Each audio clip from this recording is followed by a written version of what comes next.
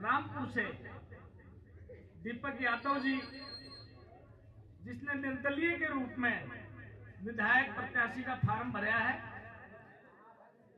और गांव जोड़िया में दीपक जी विधायक हैं, हमारे गांव बस्ती के बटेऊ भी हैं। तो गांव जोड़िया दीपक जी का और साथ में आए हुए सभी सज्जनों का जोरदार तालियों से स्वागत करें।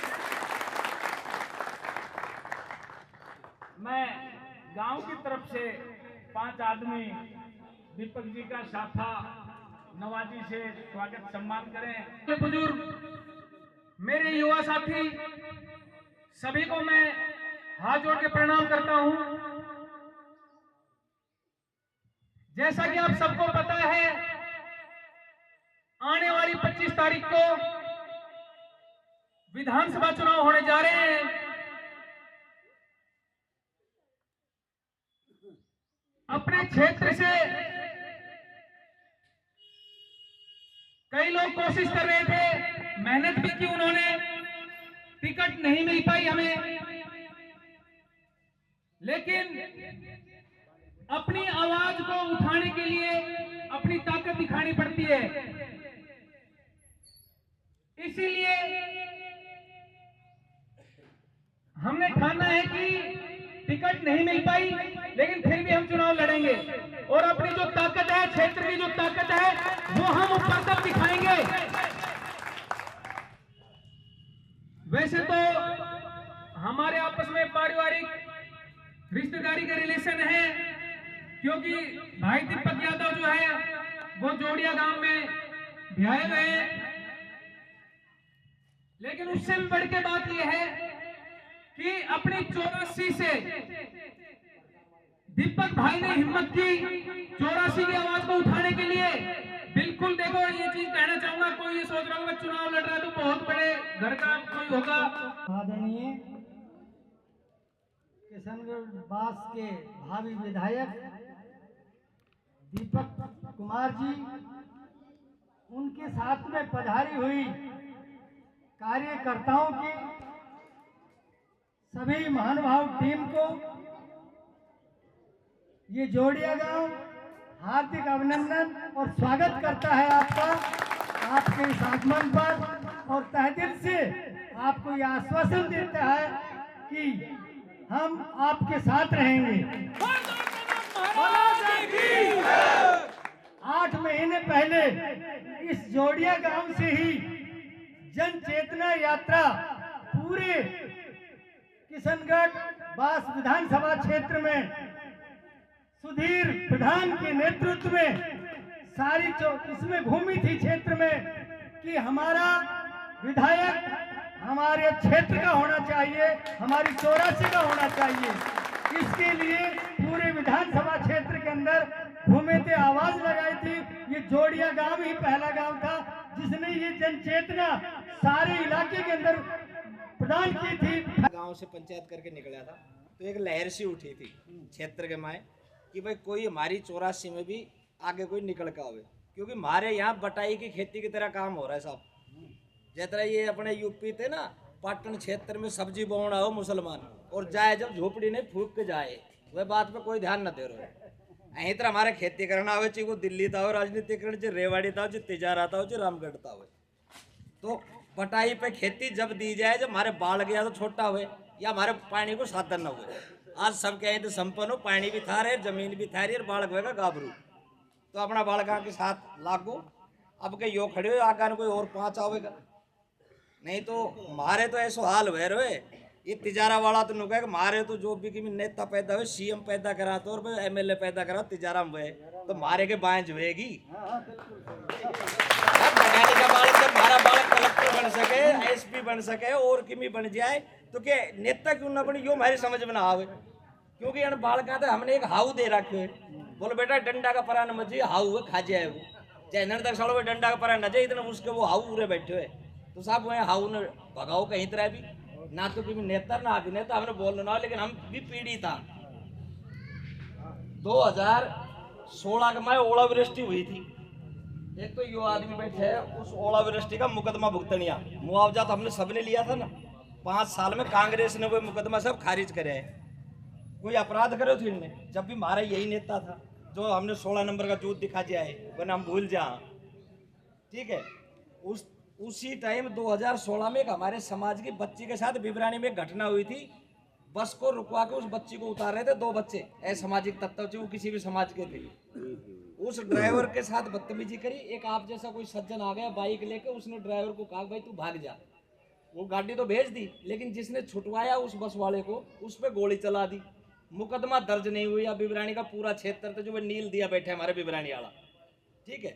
उसका बाद में यहाँ धरना प्रदर्शन करा, 13 आदमी का नाम फिर मुकदमा दर्ज हुआ। उनके नाम तो न हुई जो अपराधी था, हमारे नाम फिर मुकदमा दर्ज हुआ। वो भी 5 साल भुगते हैं। वो भी कहीं को 1 लाख तो काम ना है। तो समाज की लड़ाई थी, तो ये जब लड़ी जाएगी जब हमारा खुद का नेता होगा। हमारा रखवाड़ा ऐसा है, पूरे आओगे जब तो कहेगा हम फिर समाज का। जैन आपने हमने जानो जैन भीतर लौटा रहेगा, वो डेंगू है साहब के थारा हमारा सुनी हुई कि कहीं ने दिया बात गया होगा जब, या तो साहब मीटिंग में पाओगे डेंगू हो पाओगे, तो अपना ने तैयार कर लो अपना डेंगू का। मैं भी उठ के आ जाएगा बाहर, सड़क प्लेट चढ़वा देंगे। तो साहब इतना ही बोल रहा हूँ मैं, तो कुछ जाएगा जाओ। ठीक है साहब, राम राम सारा। नमस्कार, एवन इंडिया में आपका स्वागत है। मैं हूं सुरेंद्र सरोलिया। इस समय हम जौड़िया गांव में मौजूद हैं, जो किसी ज़माने में आपने सुना होगा कोट की 84 के नाम से ये जो क्षेत्र है वो फेमस था। आज किशनगढ़ बास विधानसभा क्षेत्र में है, और जौड़िया जो गांव है वो सबसे बड़ा इस क्षेत्र में गांव माना जाता है। तो कहीं ना कहीं यहाँ का जो रुझान है वो विधानसभा चुनाव में अपना एक अहम रोल जो है वो अदा करता है। गांव से हमारे साथ रतनलाल मास्टर जी साथ मौजूद हैं, बात करेंगे। रतनलाल जी, एवन इंडिया में आपका बहुत स्वागत है।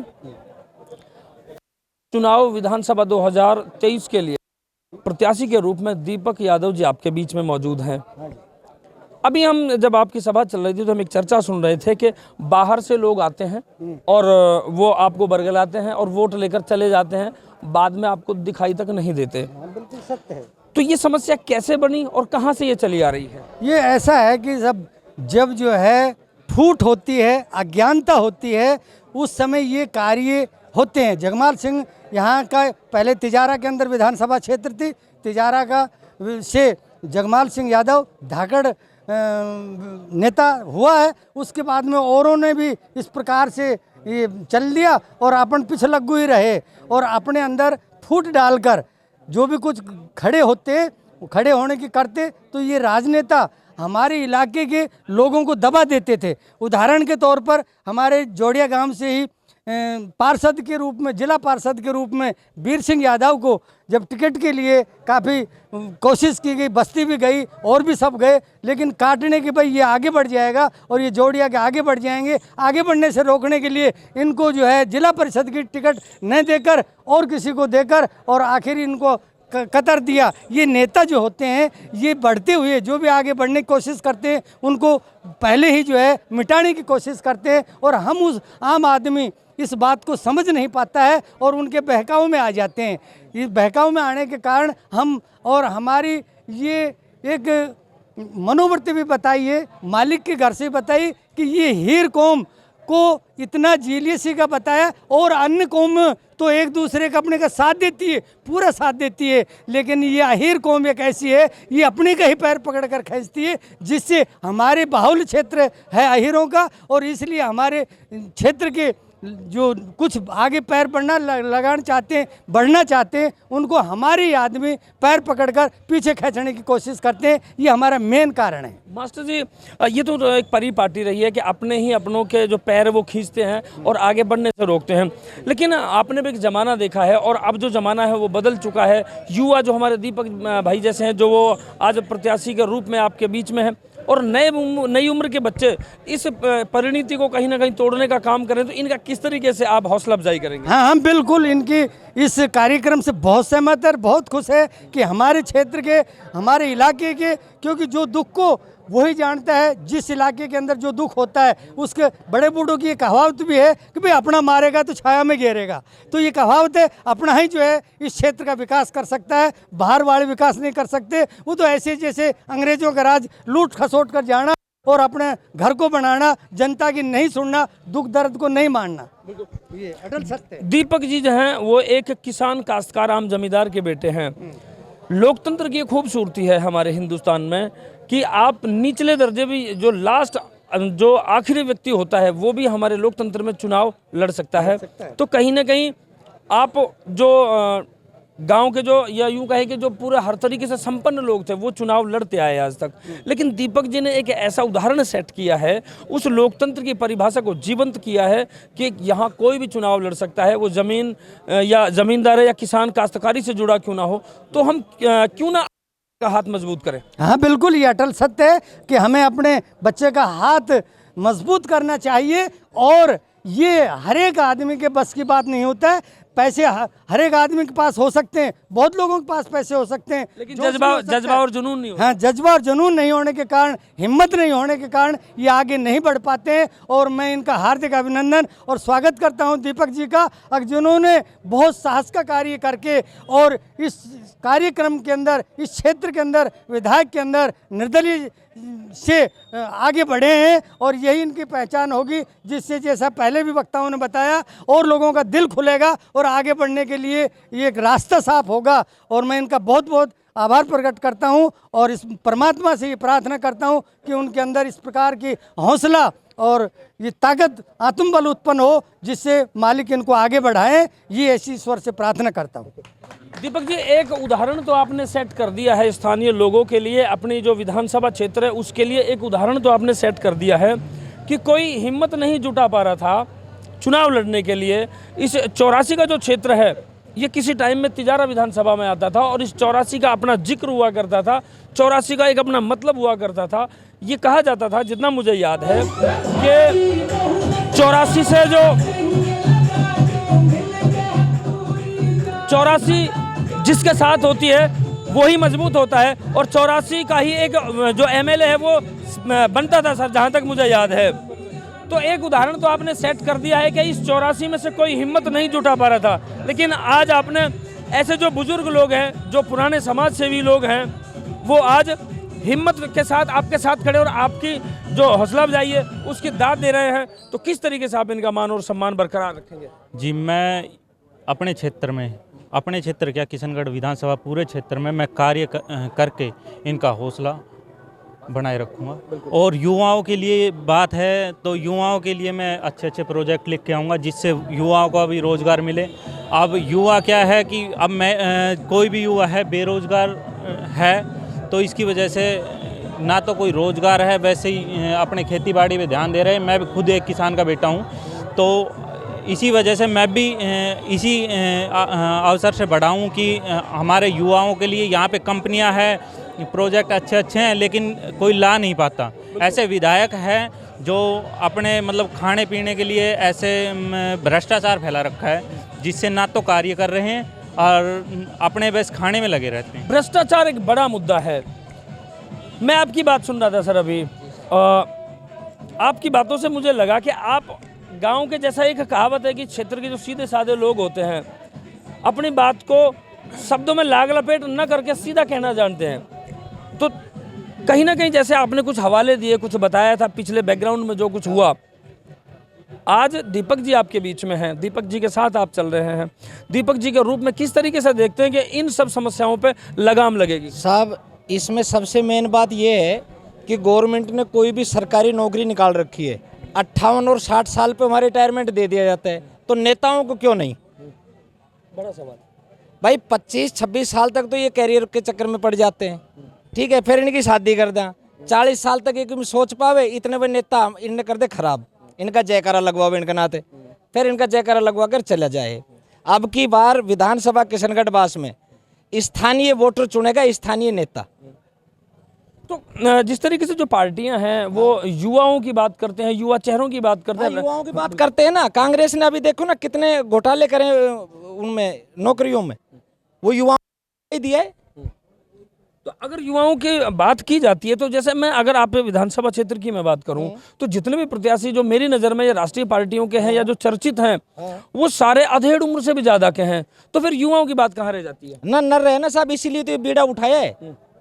आज तक जब से पहले हम तिजारा में थे तो भी हमने वोट दिए हैं, इस 84 ने कभी मांगा नहीं। एक दो बार सिलपटा से डॉक्टर जसवंत के परिवार से मांगे गए हैं, जब इस 84 ने ध्यान नहीं दिया या उसकी कोई कमियां रही वो हम बता नहीं, हम बच्चे थे। लेकिन उसके बाद में 2008 से हम किशनगढ़ में हैं। अभी भी हमने 3 योजना होगी, 8, 13, 18 हमने वोट दिए हैं। अब की बार हम अपने वोटों का वजन देखना चाहते हैं। एक किशनगढ़ खैरतल में एक हवा चलती है भाई, जिसके साथ 84 वो जीतेगा। 84 की हवा चलती है जोड़िया गांव से, क्योंकि जोड़िया हमारा बड़ा गांव है, 12 नंगला बोला जाए। 84 के में जहाँ जोड़िया का नाम आता है, बोलो भाई जोड़िया फला कैंडिडेट के साथ हो लिया, तो उसके बाद में फिर जो बच गए बड़े बड़े गांव में, बूढ़ी बावड़, कतोपुर, जो भी आ गए, वो एक हवा बन जाती है। वो हवा हमने अब की बार अपने बच्चों के लिए चाहिए। हम अपने वोटों को अपने लिए डालेंगे और युवा आगे आएंगे तो ही क्षेत्र का विकास होगा साहब। कह सकते हैं कि जोड़िया गांव सबको जोड़ता है, पूरी विधानसभा को बिल्कुल जोड़ता है साहब। तो कहीं ना कहीं जिस तरीके से जोड़िया का जिक्र है, तो मैं गांव के नाम की बात करूं कि जोड़िया, तो अगर यहाँ दीपक जी पहुंचे हैं तो सबको जोड़ने पहुंचे हैं। और ऐसी उम्मीद है कि जिस तरह के स्थानीय लोगों ने अपनी बातें रखी और अपने विचार रखे, और जिस तरीके से पिछले कुछ समय में यहाँ पर जो मुद्दे सामने आए उनसे अगर निजात पानी है, तो इस तरह के युवाओं की ज़रूरत है, युवाओं की दरकार है। 84 में अपने आप में एक अपना वजूद है, जिन्होंने अपना जो विधायक है अपने वजूद पर और अपने दम पर चुना है। वो अलग बात है कि इससे पहले प्रत्याशी कहीं और से आते थे या बाहर से आते थे, तो वो सिर्फ एक चर्चा का विषय बनकर रह गया। लेकिन अब की बार दीपक भाई ने एक ऐसा उदाहरण सेट किया है कि आप या आपका बेटा या आपका भाई या आपका बच्चा विधानसभा क्यों नहीं पहुंच सकता, ये आपको विचार करने की ज़रूरत है। समस्त जो किशनगढ़ बास विधानसभा क्षेत्र के लोगों से ये मेरा अनुरोध है कि कहीं ना कहीं युवा जो लोग हैं हमारे बीच में, वो उनके कंधे मजबूत करें, उनके हाथ मजबूत करें। दूसरा अनुरोध एवन इंडिया लगातार ये करता है कि इस चुनावी चक्कर में आपसी भाईचारे को खराब ना करें, आपसी सौहार्द को खराब ना होने दें, और आपसी जो हमारा भाईचारा, सौहार्द, हमारा मान मनुहार चला आ रहा है, वो सिर्फ ईवीएम मशीन में जब तक बटन न दब जाए, जब तक राजनीति की चर्चा रहे, उसके बाद गांव की कहावत में वही घोड़े और वही मैदान होने चाहिए। जो भाईचारा हमारा चुनावों से पहले था, जो भाईचारा और सौहार्द हमारा चुनावों से पहले था, वही रखे। आप कुछ कहना चाह रहे हैं सर? मैं ये कहना चाह रहा हूँ, आ रही थी सिमरत कौर, देख लिए हमने तीनों चोर, अब की बार 84 का रुख 84 की ओर। क्या बात है, ये इनका अपना शायराना अंदाज हो सकता है। और इस शायराना गांव की जो कहावतें होती है उनमें अपना एक बहुत गंभीर सार छुपा होता है। समझने की जरूरत है, आप कितना समझ पाते हैं। अगर समझ गए तो अब की बार जो प्रत्याशी आपके बीच में दीपक यादव जी है, शायद ये राजस्थान के सबसे बड़ी पंचायत में बैठे। इतना ही कहना चाहूँगा, क्योंकि समझदार को इशारा काफ़ी है, और जो 84 की जनता है वो अपने आप में बहुत समझदार है। लगातार आप बने रहिए एवन इंडिया के साथ।